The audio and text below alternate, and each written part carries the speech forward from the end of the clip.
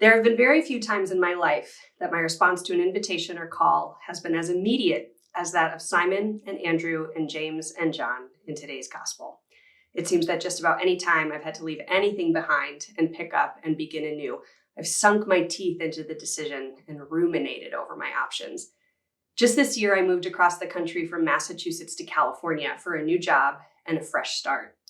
While months later, the move still feels dramatic and abrupt, the decision to leap from coast to coast was preceded by a months-long interview process and days of decision-making once I had the job offer. I had plenty of time to imagine what this might feel like, to seek the wisdom of mentors, to pray, and to prepare.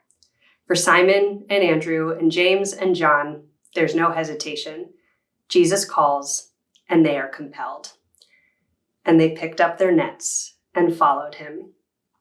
In this season of ordinary time, today's gospel reminds us that ours is a God who disrupts, interrupts, and breaks into our ordinary lives in extraordinary ways, calling us to deeper love, more committed discipleship, and even sometimes to leave everything we know behind, to pick up our nets and follow the call.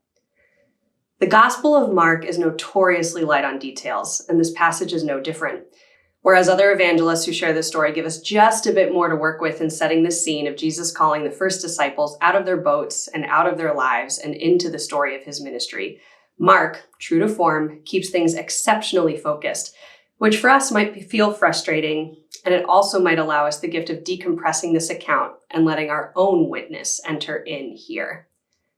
As a student and steward of Ignatian spirituality, I practice the notion of Ignatian discernment, prayerfully bringing decisions in our lives before God and imagining the outcomes of our choices in prayer. We don't hear any of that in this story. There's no pause or hesitation. There's no counsel sought from peers, partners, or mentors. It's almost as if there's no decision made at all. They left their nets. One offer, one command from Jesus, and they leave it all behind. I wonder when in our lives we receive invitations that turn everything upside down and we're left with little else to do other than pick up our nets and leave it all behind for God.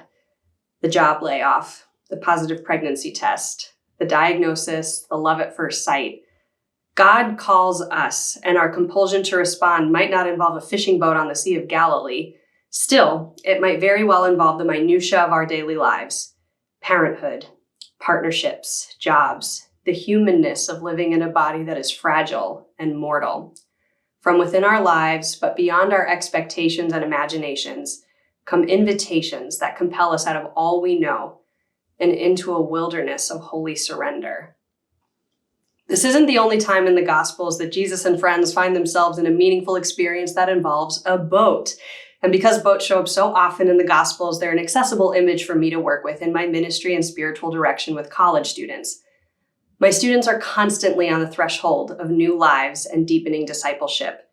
They're changing majors, falling in love, breaking up, considering jobs states away from where they grew up, and learning themselves, the world, and God anew during these rich and formative years.